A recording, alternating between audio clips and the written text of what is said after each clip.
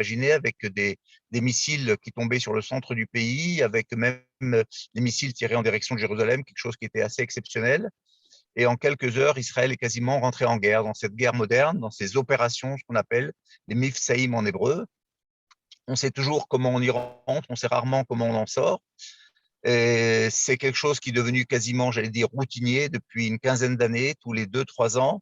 Nous avons des opérations de ce genre, dans cette nouvelle vision sécuritaire d'Israël qui est tout à fait particulière. Et pour ce faire, nous avons invité un expert qui était notre invité il y a justement une quinzaine de jours, en pleine guerre. Il a dû se retirer pour des raisons de réserve, puisque c'est un colonel de l'armée israélienne, porte-parole de l'armée, colonel de réserve Olivier Rafovitch, que la communauté juive de France connaît bien, nous a fait le plaisir ce soir d'être avec nous. Alors nous sommes assez limités, une quarantaine de minutes.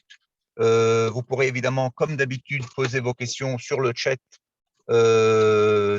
avec lesquels nos deux animateurs, Naftali Lévy du département de la diaspora et notre directrice en France des programmes, Yasmine, pourront au fur et à mesure des développements faits par Olivier, lui poser les questions. Et je crois qu'en introduction, encore une fois, ce que le public francophone et ce que le public général, j'allais dire en Israël, essaie de comprendre. Premièrement, Israël a-t-il été surpris? On parle d'une guerre qui n'était pas forcément, d'une guerre, d'une opération militaire qui n'était pas forcément souhaitée par Israël. Certains, Parchanim, j'allais dire, certains experts ont dit que nous pensions que le Hamas n'était pas intéressé à provoquer Israël, et pourtant il a fait. J'allais dire, la deuxième chose, c'est encore une fois, est-ce qu'Israël pourra continuer à long terme à faire ces opérations telles que je l'ai dit, tous les 3, 4 ans, sans changer de stratégie fondamentale, c'est-à-dire on parle toujours d'une entrée terrestre ou pas d'une entrée terrestre, y a-t-il une solution? Et troisièmement, finalement, qui sort vainqueur, ou j'allais dire, est-ce qu'il y a un teco, comme on dit en hébreu? Est-ce que les lignes ont fondamentalement changé? Est-ce qu'Israël va négocier ou est-ce qu'Israël a négocié avec le Hamas? Est-ce qu'on peut s'attendre à des changements suite à une opération de cette envergure avec des milliers de missiles tels qu'on ne les avons jamais vus dans l'histoire d'Israël? Voilà, c'est des questions évidemment très générales. J'appelle notre public fidèle euh, à, à nous envoyer leurs remarques, leurs suggestions sur le chat. Voilà, je m'excuse que je dois me retirer dans quelques instants. Je vous souhaite une bonne conférence et je remercie surtout le colonel de réserve Olivier Rafovitch d'avoir accepté d'être notre invité ce soir. Merci à tous. Chodesh Tov, bon mois et bon Shabbat à vous tous. Bonsoir Avi, merci beaucoup Avi pour cette introduction. Merci à toute l'équipe, à Naftali Lévy de Jérusalem, à Yasmine Manaim, la directrice des programmes à Paris, et puis Erev Tov, bonsoir chers amis en France ou autre part. Alors, ce soir, on va avoir à peu près ensemble 50 minutes, un peu moins d'une heure, pour parler d'un sujet qui est un sujet évidemment toujours d'actualité malheureusement. Et je ne vais pas revenir sur ce qui a déjà été dit, écrit. Je vais essayer avec vous de dresser un premier bilan de cette opération gardien des murailles contre le Hamas dans la bande de Gaza. C'est aussi un peu de voir quels sont les acquis politiques du côté israélien, mais malheureusement également du côté des ennemis. Pourquoi Jérusalem est devenu tout d'un coup l'épicentre de ce conflit, alors que le conflit se passe de la bande de Gaza et non pas de la Judée-Samarie. Le rôle des USA et surtout le rôle de l'Égypte qui prend une part très importante dans cette situation. Et puis ce soir, on m'a demandé aussi, avant que je vous rencontre, quelqu'un m'a appelé et m'a demandé, mais est-ce qu'on est encore face à un nouveau round, nouvelle confrontation avec le Hamas? Et donc je vais essayer un peu d'en parler aussi. Et puis, on est aussi en politique en Israël et on ne peut pas déconnecter les choses les unes des autres. Donc, je vais donc parler, essayer des questions. Je ne sais pas comment ça fonctionne. Peut-être que Yasmine m'interrompra ou Naftali. En tout cas, pour moi, c'est une soirée qui doit être interactive et dans une atmosphère libre et ouverte. D'abord, cette opération, ce n'est pas une guerre. Ce n'est pas une guerre. Il n'y avait pas d'état d'urgence en Israël, il n'y avait pas d'état de guerre en Israël. L'État d'Israël a continué à être une société ouverte. Les seules limitations étaient dues au corona et aux états d'alerte de temps en temps, mais au-delà des alertes elles-mêmes, il n'y a pas eu d'état d'urgence du tout en Israël. Donc, par définition et par la définition légale, d'abord, ce n'est pas une guerre. Par contre, on a fait la guerre, nous, au Hamas. C'est-à-dire qu'en fait, il n'y a pas de guerre en Israël, mais on fait la guerre au Hamas. Et la guerre au Hamas, je commence par cela, pour déjà enlever tout ce qui a été dit et redit, évidemment, dû à la propagande antisémite, anti-israélienne, anti-sioniste de par le monde. Israël ne fait pas la guerre, n'a jamais fait la guerre à Gaza. Israël n'a jamais attaqué la bande de Gaza ou les Gazaouis, les habitants de Gaza, comme d'ailleurs on n'a jamais attaqué des civils palestiniens ou libanais parce qu'ils sont libanais ou palestiniens. Israël n'a jamais voulu et ne voudra jamais faire la guerre à des gens qui sont innocents. Par contre, de l'autre côté, et c'est là la problématique de ce genre de conflit, c'est qu'on a affaire en fait à un État qui est la bande de Gaza et non pas un territoire quelconque. On a affaire à un État qui est la bande de Gaza parce qu'il est sous le contrôle d'un gouvernement qui est le gouvernement du Hamas, qui a des ministères, le ministère de la Santé, le ministère de l'Agriculture, le ministère de la Pêche, le ministère de la Guerre. Ils ont de la police, l'armée, puisqu'ils bombardent et ils attaquent. Et donc, on fait la guerre à un État terroriste qui, lui, va utiliser sa population civile comme bouclier humain. Alors, c'est une chose qui a été dite avec l'État islamique, c'est une chose qui a été dite avec le Hezbollah, mais c'est une chose qui est, par définition, built-in. Elle est built-in, elle est construite avec tout ce qui peut être acte violent, que ce soit le Hamas, le djihad islamique palestinien, les frères musulmans, l'État islamique, le Polisario, tout ce qui est islamiste, intégriste dans le monde est relié à sa population civile pour qu'il y ait des victimes civiles lorsque ces groupes terroristes font la guerre, soit sont attaqués, soit sont, entre guillemets, attaquent eux-mêmes. Mais leur but est qu'il y ait des victimes civiles. À la différence d'un État comme l'État d'Israël, où nous faisons tout pour empêcher qu'il y ait des morts civiles, évidemment, des victimes, des innocents, du côté israélien, mais également du côté palestinien, eux feront tout pour qu'il y ait des victimes civiles. Deux exemples. D'abord, lorsque le Hamas a tiré, j'ai les chiffres officiels, 4400 missiles, exactement, c'est 4370 missiles contre l'État d'Israël, tous ces missiles, je dis bien, tous ces missiles ont été tirés vers des lieux civils, pas vers des bases ou vers des éléments militaires, que vers des villes et des villages israéliens pour toucher, pour tuer, espérant de leur côté, tuer le plus grand nombre de civils israéliens. Il faut savoir aussi que dans les 4370 missiles qui ont été tirés par le Hamas, 600 missiles sont tirés par le Hamas de la bande de Gaza et retombent dans la bande de Gaza. Et eux, ils font aussi des victimes dans la bande de Gaza, mais jamais vous aurez entendu un membre du Hamas, évidemment, dire qu'ils ont eux-mêmes tué leurs propres enfants, leurs femmes et détruit des bâtiments. Ça, évidemment, ils ne le diront pas. Mais nous, on le sait. Nous, on le sait parce que nos radars poursuivent depuis le départ jusqu'à ce qu'ils tombent les missiles, les obus de mortier, tout ce qui sort de la bande de Gaza. Et c'est d'ailleurs pour cela que, grâce au système de défense antimissile dôme de fer, qui n'est pas de Barzel, on a à la fois le radar qui sait d'où ça sort, quand ça sort, et on a les missiles liés au radar du système israélien de défense antimissile qui savent comment intercepter et détruire le missile en vol.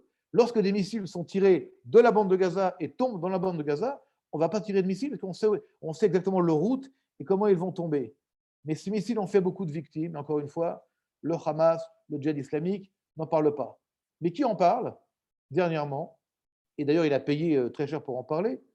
En a parlé le patron de UNRWA, l'agence onusienne pour les réfugiés palestiniens, monsieur Mathias Shmela.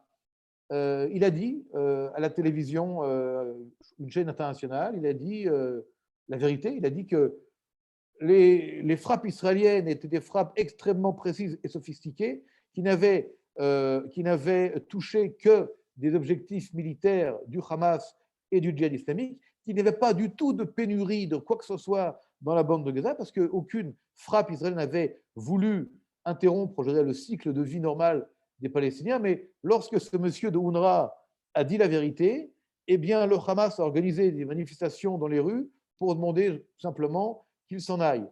Il n'a pas attendu qu'on lui dise de partir, il a vu qu'il était menacé, il est parti, il a quitté d'urgence, je dis bien d'urgence, la bande de Gaza pour se réfugier, lui, de UNRWA, c'est un petit peu cynique ce que je dis, il s'est réfugié à Jérusalem, protégé par l'agence onusienne de Jérusalem. Donc en fait, l'envoyé spécial de l'ONU pour les réfugiés palestiniens a été en fait viré par les Palestiniens parce qu'il disait la vérité, et lui maintenant est devenu un réfugié, entre guillemets, de UNRWA à Jérusalem. Ce que je vous dis, c'est la stricte vérité, et pour l'instant, je ne pense pas que UNRWA va renvoyer quelqu'un de cette agence dans la bande de Gaza. Au niveau des victimes, alors, il y a eu des chiffres terrifiants qui sont sortis dans la presse mondiale, on parle de centaines de victimes. Il y a eu, d'après les chiffres que nous connaissons, que nous avons vérifiés, aux alentours de 225 à 230 personnes qui ont été tuées dans la bande de Gaza. À 90%, ce sont tous des cadres militaires sécuritaires, terroristes du Hamas et du djihad islamique. Une grande partie d'entre eux ont été tués, éliminés dans des tunnels souterrains, ce qu'on a appelé d'ailleurs malencontreusement, et là je vais vous dire pourquoi, le métro de Gaza. En fait, ce sont des réseaux de tunnels extrêmement profonds, extrêmement sophistiqués, qui sont en fait une ville sous la ville de Gaza, également dans d'autres parties de la bande de Gaza plus au sud, et qui assurent la sécurité des militaires, en fait, des sécuritaires. En fait, lorsqu'on est un civil palestinien à Gaza, lorsqu'on est un petit Gazaoui, eh bien, à cause du Hamas, on risque de mourir parce que eux n'ont pas de protection. C'est-à-dire que les gens du Hamas se cachent dans les tunnels, vont courir se protéger, mais ils laissent la population, encore une fois, face à des attaques possibles, les leurs eux-mêmes, et puis même des réactions israéliennes. Mais il n'y a aucune intention de protéger les Gazaouis. Et pour vous dire clairement et franchement, il y a à Gaza aujourd'hui 2,3 millions d'habitants, c'est énorme, 2,3 millions de Palestiniens, des hommes, des femmes, des enfants, des vieillards, et à peu près 20-25 000 terroristes qui tiennent cette bande de Gaza d'une main de fer.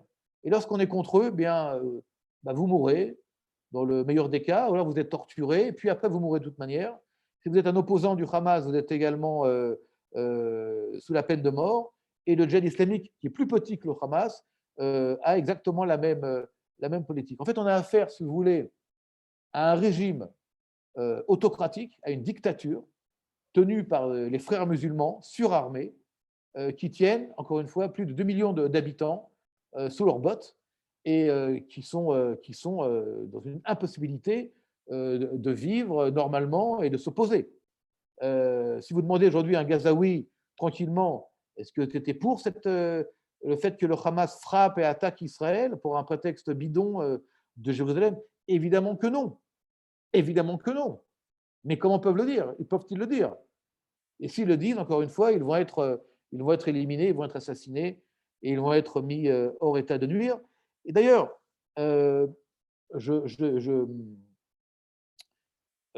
si aujourd'hui on parle du premier bilan de cette confrontation, le Hamas a pris une bonne raclée, pas suffisante à notre goût en Israël, une bonne raclée parce que cette fois-ci, Israël a été extrêmement, je dirais, intelligent de frapper et de toucher le Hamas stricto sensu, le djihad islamique, en ne donnant pas au Hamas cette satisfaction qu'il y a beaucoup de civils pris dans ce tourbillon de violence. Mais malgré cela, où avons-nous commis, nous, des erreurs? Il faut aussi parfois expliquer et dire aussi.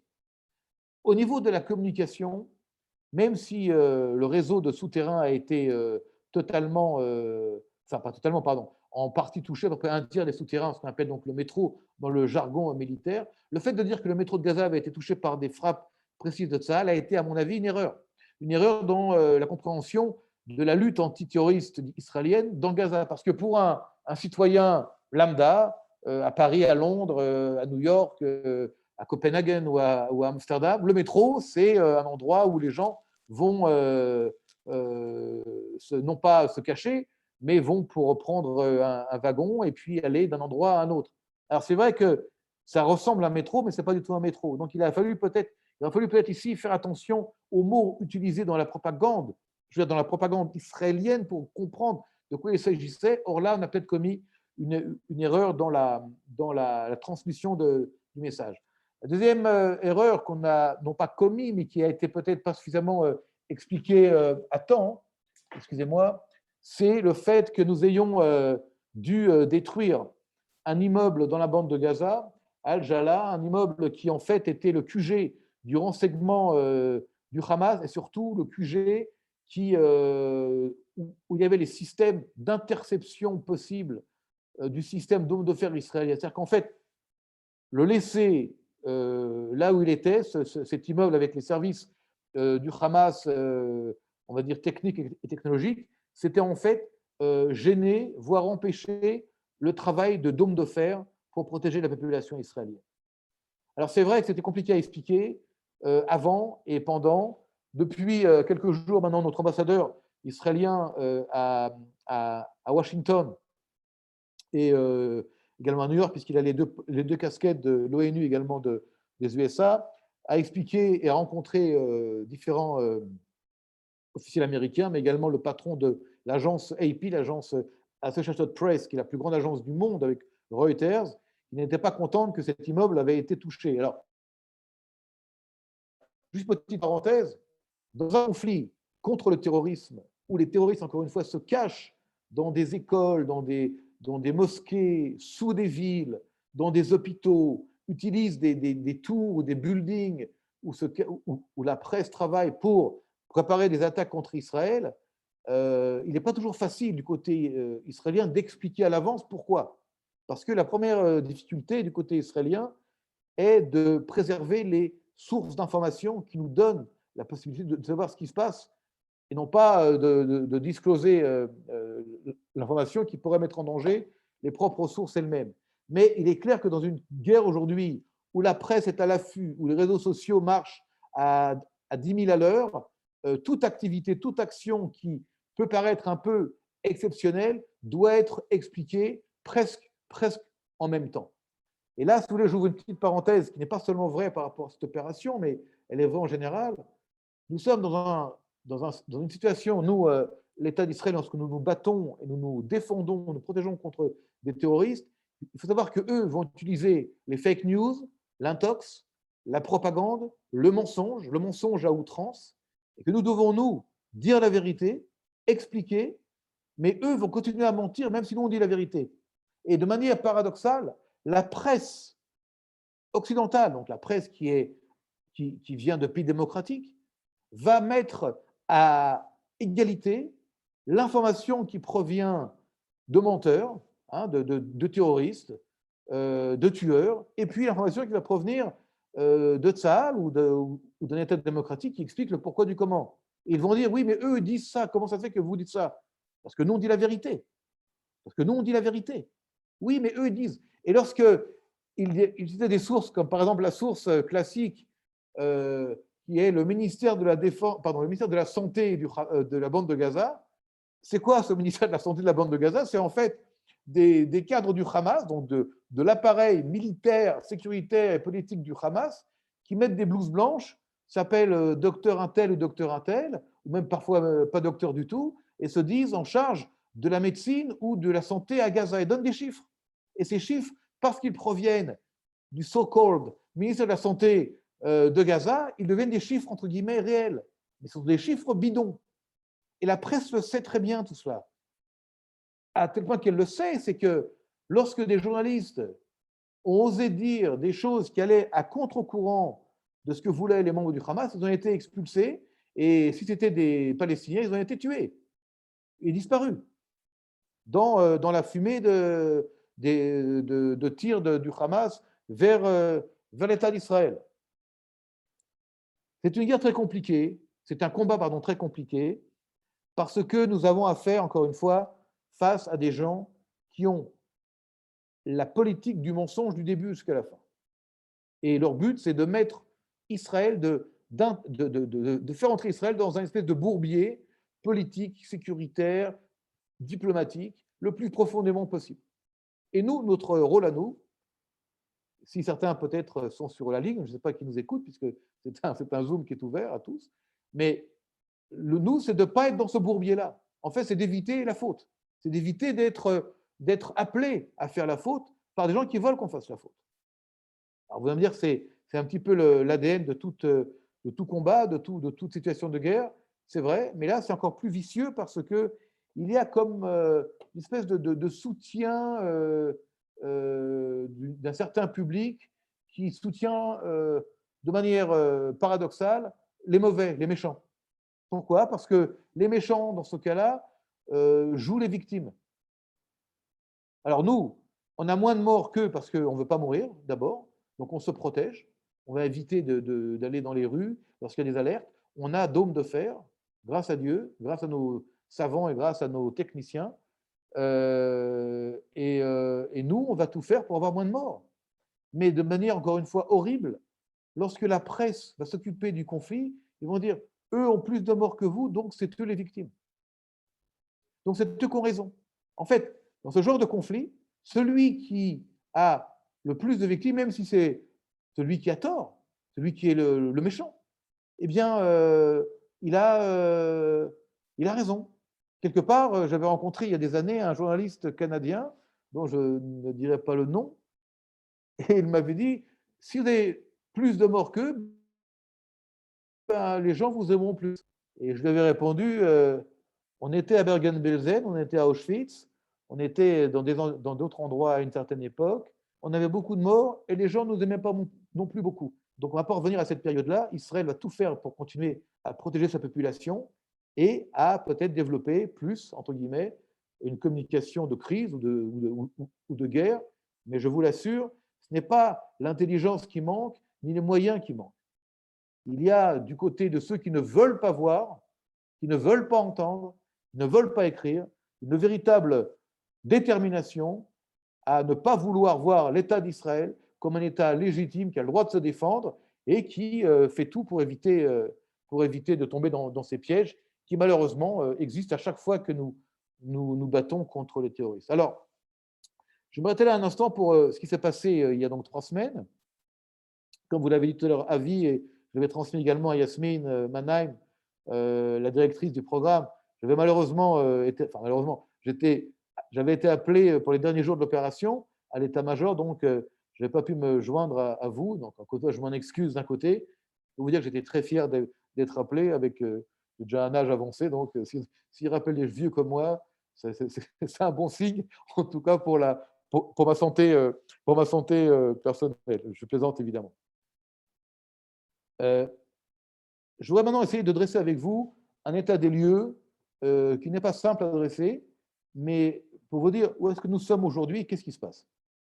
À l'heure où nous parlons là, maintenant, à l'heure où nous parlons, le Hamas, ce soir, menace Israël d'attaquer Israël. Pourquoi? Parce qu'ils disent, si vous menacez ou si vous attaquez El-Aqsa, on vous attaque. C'est quoi depuis quand Israël attaque El-Aqsa? Le seul pays, le seul État qui est dans cette région ultra sensible, le garant des cultes pour toutes les religions du monde monothéiste, c'est les Juifs. C'est nous qui faisons que tout se passe formidablement bien pour les chrétiens, pour les musulmans, et pour les Juifs évidemment. Et on sait très bien comment manier tout ça, parce que justement, nous sommes un État démocratique et nous sommes le peuple du livre, et nous comprenons très bien que la foi et la religion font partie de l'important, sont des choses importantes pour les populations et les peuples. Mais eux, là aussi, changent tout en disant non, vous mettez en danger El-Aqsa. Alors, la dernière fois, si vous vous souvenez, il y a eu des émeutes très violentes sur El-Aqsa, préparées, organisées par le Hamas, évidemment, bien à l'avance, et ils avaient tiré des espèces de pétards ou des espèces de feux d'artifice qui avaient brûlé, commencé à brûler un arbre sur l'esplanade du Mont du Temple. Et les photos, on voyait donc le mur, n'est-ce pas, le kotel, magnifique, c'était la nuit, et puis une flamme sur le haut. Et il fallait voir les réseaux sociaux. Les Juifs brûlent El-Aqsa. On était vraiment dans la science-fiction, dans un film de Hollywood. Mais ce n'était pas un film. C'était une volonté de ces gens-là de vouloir embraser le Moyen-Orient, le monde d'ailleurs. Je m'étais même dit, moi, qu'ils étaient même prêts, à mon avis, à tirer eux-mêmes des pétards ou des feux d'artifice vers Al-Aqsa elle-même pour créer un incident. Ils sont tellement dans la haine et tellement dans la volonté de créer un incident, une crise contre Israël, qu'ils sont prêts à n'importe quoi, et on le sait, ça. Alors, la presse est au courant, ce n'était pas du tout le cas, mais les images étaient reproduites, étaient, comment dire, montrées dans le monde entier. On voyait donc de loin la mosquée, le dôme, n'est-ce pas, la nuit, avec des flammes qui provenaient encore une fois de pétards qui avaient brûlé quelques branchages d'un arbre. Et vous avez là tous les ingrédients pour dire les Juifs attaquent Al-Aqsa. Et c'est ça maintenant qui se passe du côté du Hamas. Le Hamas, avec cette crise-là, ils ont été, on va dire, écrasés au niveau militaire, évidemment. Au niveau politique, il faut en être conscient, ils ont gagné des points sur leur impact et sur leur influence dans la ville de Jérusalem, de Yerushalayim. Et pour deux raisons. D'abord, il faut le dire, il y a, comme dans le monde entier, dans le monde musulman, il y a je dirais, une radicalisation et un intérêt pour l'islamisme qui va en grandissant. Et cet islamisme-là, il est beaucoup repris grâce aux réseaux sociaux. Il faut savoir qu'à Jérusalem, où vivent à peu près 300 000 Arabes palestiniens, une grande jeunesse partout d'ailleurs, en Judée-Samarie pareil, aujourd'hui, ce truc-là, hein, vous connaissez, n'est-ce pas, eh bien, c'est le distributeur de haine, de violence, de fake news. Et ça avait commencé déjà quand les jeunes Arabes de Jérusalem avaient donné des gifles, malheureusement, à 2 ou 3 talmidés étudiants de Yeshiva. Et ça avait été filmé et reproduit sur TikTok. Et TikTok, c'est les jeunes, hein, 14-15 ans, même avant. Et ça avait fait rire des millions de musulmans dans le monde, où tout d'un coup, on peut humilier un jeune juif à Jérusalem. Et il y avait comme ça une atmosphère où tout d'un coup, au nom d'une nouvelle manière de voir, on va gifler des juifs, on va humilier Israël, et tout ça bien centré sur Jérusalem, sur El-Quds, hein, en arabe, et sur fond de Ramadan. C'était le mois du Ramadan. Donc on avait tous les ingrédients comme ça. Alors, la deuxième raison, au-delà des réseaux sociaux, peut-être aussi d'une espèce de déconstruction des familles patriarcales musulmanes, je vais pas faire maintenant une conférence sur la société musulmane palestinienne ou arabe, israélienne et dans les territoires, mais il faut savoir que les réseaux sociaux sont en train de casser, de fracturer l'autorité patriarcale classique. En fait, si vous voulez, dans cette société qui est une société traditionnelle ou traditionnaliste, avec une importance forte de la tradition et de la religion, les réseaux sociaux sont en train de redistribuer les cartes et donnent accès donc à des groupes, à des idéologies qui se veulent, je dirais, pas pour détruire, mais pour déconstruire, c'est le terme que je voudrais employer, les cellules familiales classiques. Donc il n'y a plus l'autorité paternelle, il n'y a plus l'autorité religieuse classique, et ça fait du bien à des groupes terroristes islamistes qui utilisent ces changements de structure dans les familles arabes palestiniennes pour entrer en force. Et on le voit également avec d'autres réseaux sociaux, comme par exemple, si vous connaissez, c'est en français mais également en arabe, c'est AJ+. Ce sont des réseaux sociaux qui proviennent de El Jazeera. Hein, c'est en fait la manière que El Jazeera a pour propager des idéologies et des éléments d'information très islamisés comme ça, qui proviennent d'ailleurs du Qatar au départ, et qui influencent des foules de gens, des millions de gens de par le monde, avec un islamisme, avec une idéologie qui va à l'encontre de tout ce qu'on peut connaître. Et ça, c'est un danger aujourd'hui pour Israël. Et le Hamas, aujourd'hui, a beaucoup plus d'impact qu'auparavant à Jérusalem, en utilisant encore une fois ce qu'il appelle, lui, ne touchez pas à El-Aqsa, parce que ça nous met à nous, Israéliens, face à une menace pratiquement quotidienne. Alors quoi, on n'a plus le droit d'aller à Jérusalem avec un drapeau israélien, une casquette où il y a marqué I love Jerusalem ou Ani ohev et Yerushalayim. Qu'est-ce qui va se passer demain? C'est une question politique, je ne veux pas maintenant en parler, mais elle existe et elle est posée actuellement pour le gouvernement actuel et pour le prochain, normalement, qui doit entrer en scène d'ici dimanche. Alors, ceux qui disent cette opération n'a servi à rien, on en est au même stade qu'auparavant, au contraire, c'est pire. Alors, je voudrais quand même un petit peu leur dire qu'ils ont tort. D'abord parce que deux éléments importants sont entrés sur scène, dans cette scène-là, qui n'étaient pas auparavant de cette manière-là. Le premier, c'est l'Égypte. L'Égypte, c'est 105 millions d'habitants. L'Égypte grandit d'1,5 million d'habitants chaque année. L'Égypte, c'est aujourd'hui le partenaire sécuritaire et politique de l'État d'Israël. C'est le plus grand pays arabe. Et ce pays arabe-là, ne l'oublions pas, était le pays qui gouvernait la bande de Gaza jusqu'à la guerre des 6 jours.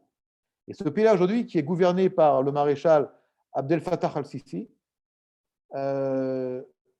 prend des résolutions qui semblent pour l'instant aller dans la bonne direction. C'est-à-dire, il donne de l'assistance, il donne des éléments de reconstruction à Gaza, mais il demande également en échange de la part du Hamas, non pas des compensations, mais des garanties politiques et sécuritaires. Certains même, comme l'a dit hier, ou l'a écrit hier le Jerusalem Post, qui est un journal israélien en anglais qui est, on va dire, de droite, centre-droite.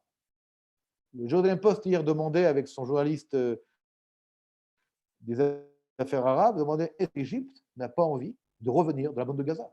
Est-ce que quelque part, si Israël, lui, n'a pas envie de rentrer pour des raisons politiques et militaires, on n'a pas envie de rentrer dans le bourbier de Gaza, pourquoi peut-être que l'Égypte, de nouveau, voudrait jouer le rôle non pas d'un assistant de loin, mais d'un assistant de très près? Elle est capable, si Israël en est d'accord, si les Américains sont d'accord, de revenir faire la police à Gaza. Ce que ne font pas les Juifs face au Hamas, peut-être que les Égyptiens le feront face au Hamas. Encore une fois, je vous rappelle, c'est entre 20 et 25 000 terroristes qui ont pris en otage 2,3 millions d'habitants. Alors, ça va durer combien de temps, cette histoire? À chaque fois, on va attendre que le Hamas veuille bien négocier, pas négocier, attaquer, pas attaquer, pour savoir si oui ou non on a le droit ou pas. Je veux dire, on est dans une situation qui est invivable à moyen et long terme. Il va falloir trouver des solutions, mais là, je vous dis un avis très personnel.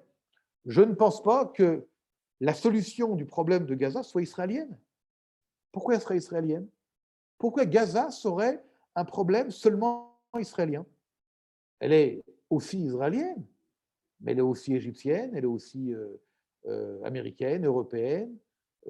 Gaza, on n'y est pas. Et ceux qui sont à Gaza aujourd'hui, ce sont 2 de nos soldats qui sont morts et 2 Israéliens kidnappés.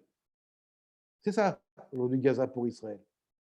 Et ce n'est pas du tout ce qu'on dit, ce n'est pas une enclave, parce qu'il y a une ouverture vers la mer, et il y a une frontière sud, donc ce n'est pas une enclave, ce n'est pas une prison à ciel ouvert, comme le disent certains médias, ce n'est pas une prison. Je ne connais pas de prison, moi, qui fabrique des missiles, qui tire des missiles de leur prison vers d'autres pays. Je ne connais pas ça, ça n'existe pas. Ce n'est pas une prison. Une prison, ça ne tire pas de missiles, ni de bombardements, ni ça n'envoie pas des équipes de commandos pour tuer des femmes, des enfants.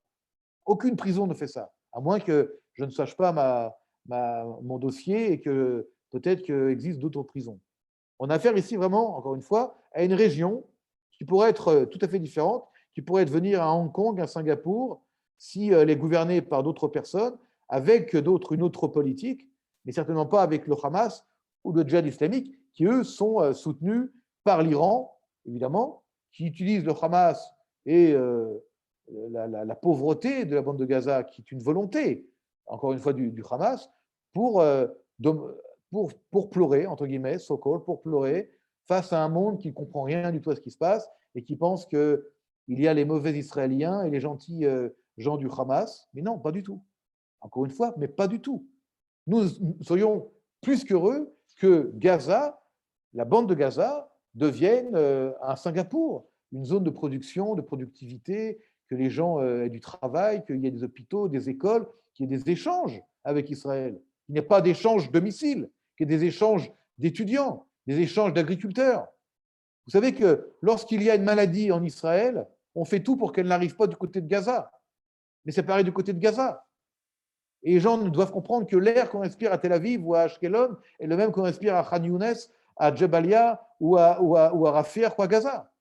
Et quand il y avait le corona à Gaza, et que on s'est quand même occupé d'envoyer des doses de vaccins, évidemment. Et que même durant l'opération-là, des enfants de Gaza, et c'est tant mieux, et heureusement, ont été évacués durant l'opération, encore même durant l'opération, vers des hôpitaux israéliens pour traitement contre le cancer. Donc, on est dans une situation absurde pour ceux qui ne comprennent pas la situation. Mais elle est absurde parce qu'il y a 25 000 salopards qui gouvernent d'une main de fer 2,3 millions d'habitants. Et peut-être qu'il est venu le temps qu'un pays arabe responsable, en collaboration avec Israël, s'occupe de ce que nous devons. Parce que lorsqu'un Israélien s'occupe d'un problème avec les Arabes, on l'accuse d'être un occupant, d'être un sioniste, d'être un méchant. Alors, ok, soyons à l'extérieur, mais laissons au moins que les Gazaouis puissent vivre normalement. Avec le Hamas, il n'y aura jamais la paix. Comme il n'y aura jamais la paix avec l'État islamique, comme il n'y aura jamais la paix avec le Hezbollah, tant qu'ils seront là. Comme il n'y aura jamais eu la paix en Allemagne si les nazis étaient restés au pouvoir. C'est pour ça que les alliés à l'époque ont dit il faut non pas seulement gagner la guerre, mais il faut véritablement détruire le régime nazi en Allemagne et le remplacer par quelque chose d'autre. Pareil pour MacArthur dans le Japon. Il faut casser ce régime impérialiste ultra-violent par quelque chose d'autre. Alors, il y a un prix à payer à cela. Mais ce prix-là, il semble, encore une fois, qu'aujourd'hui, les Américains, les Européens, et je parle de savoir que Monsieur Macron a joué un rôle important avec l'Égypte et la Jordanie pour le cessez-le-feu qui a pris place ici. Je ne connais pas les discussions exactes qui se sont tenues, mais elles se sont tenues à Paris avec M. Macron, M. Abdel Sisi, et par Zoom ou par Skype avec le roi de Jordanie. Et il y a une compréhension de M. Macron que le Hamas, ce n'est pas du tout l'avenir pour les Palestiniens. Et que tout doit passer ou devrait passer par l'autorité palestinienne. Encore qu'elle, il faut aussi qu'elle soit capable de faire son travail.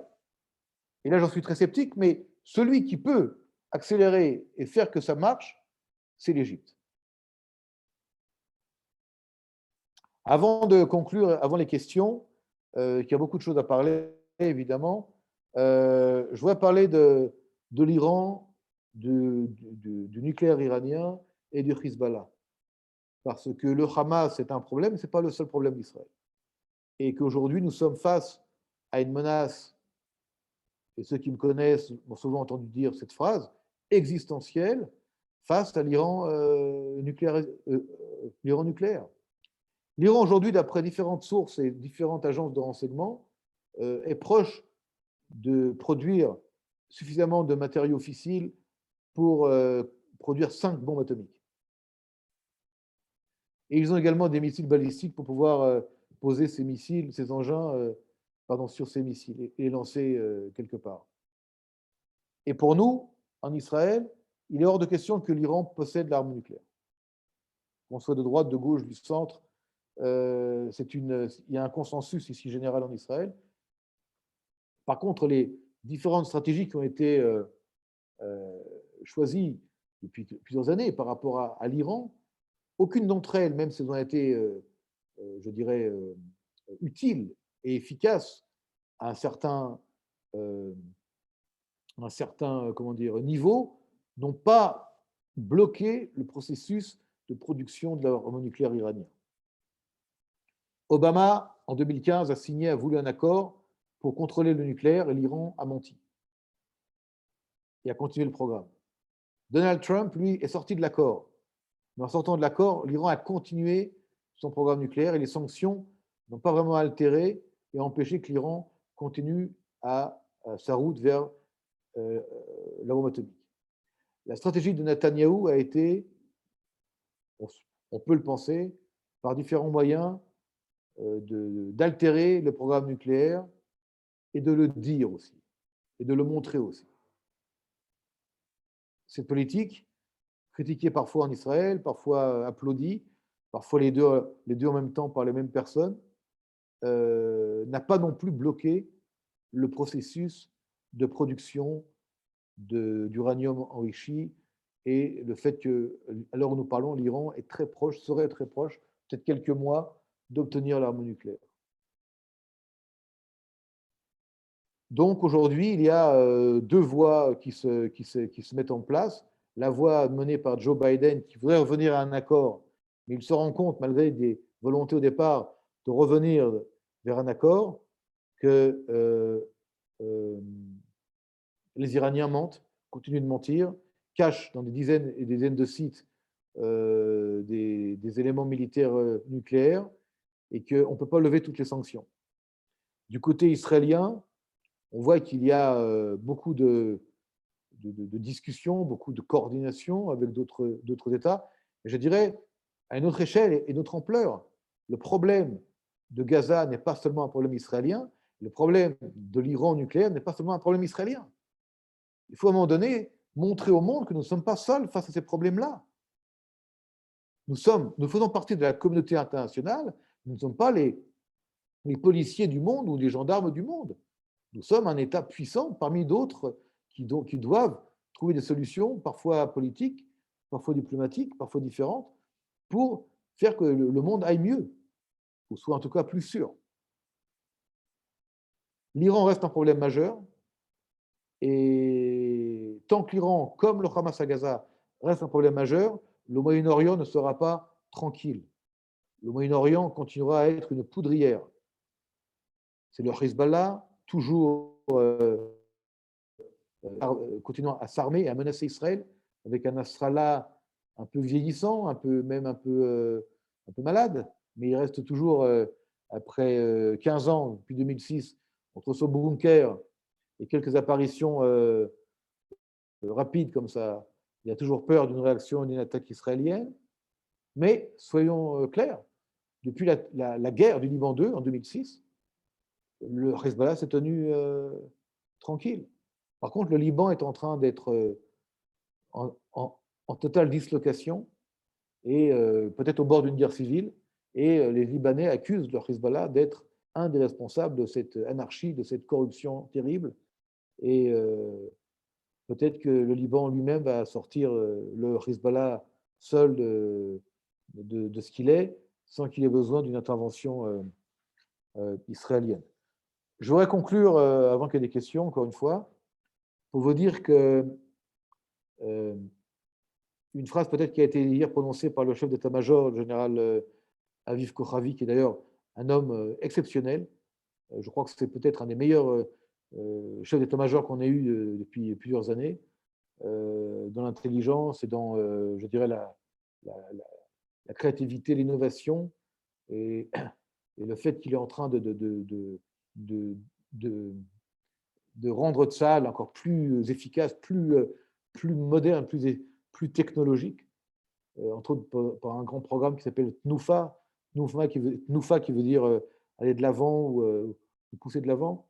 En tout cas, il a dit hier que nous étions une armée qui n'a pas de comparaison au Moyen-Orient, mais la force de Tsahal, ce n'est pas le dôme de fer, ni le dôme d'acier, ni la fronde de David, c'est les Israéliens et les Israéliennes qui sont dans Tsahal.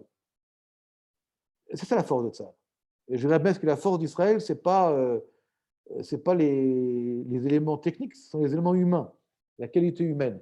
Et je dois vous dire que cette force-là, cette qualité humaine, elle est de loin aujourd'hui l'élément numéro un dans la force de l'État d'Israël pour trouver des solutions à nos problèmes, également pour avancer et pour aller dans des bonnes directions. Mais il est clair que nous devons continuer à être, nous, Israéliens, Israéliennes, extrêmement vigilants. Bien sûr que nous voulons arriver à la paix et à des situations beaucoup plus calmes et beaucoup plus sereines et de relations avec nos voisins, comme c'est le cas avec les Jordaniens, avec les Égyptiens, avec les Palestiniens, même on a de la coordination sécuritaire, mais pas seulement, en Judée et Samarie. On a la paix maintenant avec Bahreïn, avec les Émirats arabes unis, et c'est que le début. Des relations avec le Maroc, que nous saluons tous, Mais ce n'est pas fini. On n'est pas encore je dirais, dans le shalom. Et il faut avancer, mais pour avancer dans le shalom, il faut être prêt à la guerre. Il faut être prêt à la guerre. C'est-à-dire qu'il faut être toujours extrêmement vigilant et jamais faible. Toujours le premier. Et pour finir cette petite réunion avec vous ce soir, on est les premiers. Toda Rabba. Et s'il y a des questions, avec plaisir. Merci beaucoup, Olivier, pour ton analyse claire, nette et très pertinente. Beaucoup de remarques, peu de questions, beaucoup de remarques, parce que c'était tellement clair que les gens n'ont pas posé des questions. Une question quand même, peut-on contrôler de façon efficace les flux d'argent du Qatar? Je cherche d'autres questions en attendant. Alors, le Qatar, effectivement, a donné à peu près presque $1 milliard dans les dernières années, de différentes manières, et pas seulement le Qatar d'ailleurs, au Hamas pour aider, entre guillemets, la bande de Gaza. Mais il est clair que cet argent, c'est comme de l'argent presque de raquette, comme ça. C'est presque pour calmer, entre guillemets, les gangsters du Hamas. Alors, ils disent qu'ils donnent $100 par famille. Ils disent qu'ils donnent $100 à 100 000 familles. Bon, il ne faut pas être un grand calculateur pour dire que c'est 10 millions de dollars, mais c'est beaucoup plus qu'ils reçoivent. Donc, où va le reste? S'ils donnent effectivement 10 millions de dollars aux familles palestiniennes, bah, le reste va dans la construction de souterrains, de l'arsenal, des fusils, des bombes, des mortiers. Et donc, ça, c'est fini. C'est-à-dire qu'on ne veut plus, on n'accepte plus, les Américains n'acceptent plus, les Égyptiens n'acceptent plus que cet argent rentre par le biais du Qatar avec l'accord israélien et que cet argent aille au Hamas directement. On veut maintenant, ils veulent, eux, que l'argent arrive dans un système de contrôle tout à fait différent via l'autorité palestinienne avec des contrôles égyptiens et autres, peut-être même américains. Pour l'instant, il n'y a pas d'argent du Qatar qui va arriver à Gaza. Une autre question qui vient d'arriver, y a-t-il des Palestiniens de l'extérieur qui sont prêts à jouer un rôle majeur pour arriver à une vraie paix? Il y a Palestiniens de l'extérieur. Non, mais attendez. Je dis tout à l'heure, vous savez, les Palestiniens, ce n'est pas un seul bloc. Tout le monde pense pareil. Je vous l'ai dit tout à l'heure. Il y a d'abord des enjeux politiques internes entre le Hamas, le Fatah, l'OLP, etc. Il y a des guerres fratricides entre les groupes, des groupes qui sont soutenus par les Américains, les Égyptiens, d'autres par l'Iran et par les Turcs. Et ici, une influence des frères musulmans, ici, une influence plus, on va dire, plus, pas laïque, mais en tout cas plus libérale, si vous voulez. Si vous allez à Ramallah aujourd'hui, à Ramallah, vous verrez des femmes avec des jupes courtes. Vous verrez des gens qui boivent de l'alcool dans des cafés, n'est-ce pas? À Ramallah, là où siège l'autorité palestinienne. À Gaza, vous ne verrez pas. Ça ne veut pas dire que les gens en cachette ne vont pas boire aussi, comme on le voit dans des pays arabes ultra-musulmans, boiront de l'alcool, où il y aura également des choses qui existent dans tous les pays du monde, mais en cachette. Il y a des gens qui ont un autre discours, mais ils ne peuvent pas l'exprimer. La seule manière aujourd'hui d'exprimer des discours, c'est soit on cache son nom, soit on s'exprime sur les réseaux sociaux, soit on risque sa vie, on risque sa peau vraiment pour penser différemment. Mais il n'y a pas seulement des Palestiniens de l'extérieur qui peuvent voir des possibilités de vivre l'un à côté de l'autre, il y a également des gens à l'intérieur. Mais ils ne peuvent pas le dire, ils ont peur.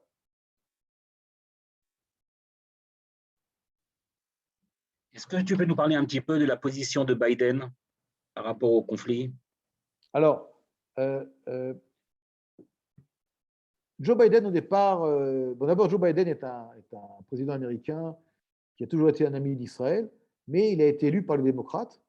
Et chez les démocrates, il y a une évolution d'un vote démocrate, on va appeler en langage français progressiste de gauche, qui voit un petit peu, qui ressemblerait un peu plus, si vous voulez, non pas à un stéréotype du vote américain classique, mais à un stéréotype du vote européen.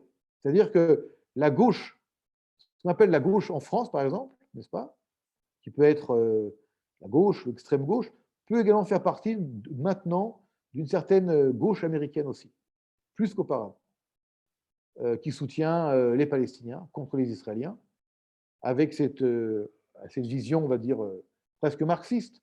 Les Israéliens seraient les riches et Palestiniens seraient les pauvres, je résume. L'un serait soutenu par l'Occident, l'autre serait soutenu par d'autres nations, etc. etc. Et puis également un courant chez les démocrates aux États-Unis qui voit dans l'islam, à la différence de M. Donald Trump, quelque chose qui peut aller de pair avec la démocratie, avec le Parti démocrate également, face aux républicains qui seraient vus plus comme catholiques, protestants, évangélistes et soutien d'Israël classique. Donc ce soutien démocrate de Biden a eu un impact sur la manière qu'il a de traiter le problème. Mais en fin de compte, lorsqu'on a vu, là il y avait un case study qui a été vérifié sur le terrain, c'est qu'effectivement les Américains ont soutenu Israël. Joe Biden a donné quand même une quinzaine de jours à Israël pour faire ce qu'il devait faire. Il y avait une limite de temps, mais cette limite de temps serait également venue du côté des républicains. Et aujourd'hui, je crois que le réel politique, la réalité, si vous voulez, politique, revient au galop et influence de nouveau les Américains qui pensaient peut-être faire totalement différent de Trump, mais on ne peut pas, si vous voulez, avec l'Iran, être tout d'un coup amoureux des Iraniens ou penser qu'ils sont des gens formidables et qu'ils disent la vérité. On ne peut pas voir le Hamas comme des gens formidables, ni le Hezbollah. Donc, la réalité rattrape les Américains. C'est Joe Biden, Anthony Blinken. Mais nous devons, nous, en Israël, et je pense que ça va être le cas aujourd'hui, je dirais, affiner le discours. On ne peut plus se permettre de parler comme à l'époque de Donald Trump. On ne peut pas parler en termes, si vous voulez, évangélistes. Il faut parler maintenant plus concrètement et surtout avec des éléments qui peuvent aboutir à des solutions ou des résolutions de conflits. Dernière question, parce que je dois terminer, je m'excuse. Est-ce que tu peux nous parler un petit peu des Shouim, des soldats, des deux soldats détenus, des deux soldats morts détenus dans la bande de Gaza et des deux civils qui sont détenus également? Il y a des négociations aujourd'hui qui ont lieu sous l'égide des Égyptiens, du renseignement égyptien, qui ont lieu au Caire et qui ont lieu dans différents endroits. Elles sont quelque part déconnectées du reste de manière paradoxale. Il y a d'autres éléments. Le Hamas demande 1111 prisonniers en échange de 2 soldats morts, donc 2 kidnappés. 1111. C'est ce qu'a déclaré Yahya Sinwar, le patron du Hamas. Israël avait transmis une liste de quelques centaines de noms il y a une quinzaine de jours. Eux, donc, veulent beaucoup plus que cela. Mais le fait qu'il y ait des négociations avec l'Égypte au milieu est un point positif. Il me semble qu'on va arriver, j'espère qu'on va arriver à un échange et que les 2 kidnappés et surtout les 2 corps de soldats pour les familles puissent trouver une sépulture digne juive en terre d'Israël. Merci encore, Olivier, pour ton intervention pertinente, remarquable et précise. Peut-être, Yasmine, tu nous rappelles nos prochains rendez-vous? Attendez, avant, juste un mot. Plaisir. Pardon. D'abord, je voudrais vraiment vous remercier, l'Organisation sioniste mondiale, pour le travail que vous faites. Toi, Naftali, à Jérusalem, je connais depuis des années. Toi, Yasmine, à Paris. Ce n'est pas facile aujourd'hui de parler de sionisme ouvertement et librement, mais nous sommes dans un état merveilleux qui est toujours là, debout et fort, et plus fort que jamais. C'est important de faire que ce contact ait lieu dans le domaine sécuritaire, culturel, évidemment, politique et autres, musical. Mais bravo à ce que vous faites, et je suis très fier d'avoir participé avec vous ce soir à cette réunion qui, j'espère, a été utile. Merci. Toda rabba lachem. Toda Olivier. Merci. Et on se voit dimanche matin à 11h heure française pour découvrir Haïfa avec Cathy Prado et Rivka Berebi. Donc, rendez-vous dimanche à 11h. Merci, Shabbat Shalom à tout le monde. Bye, Shabbat Shalom.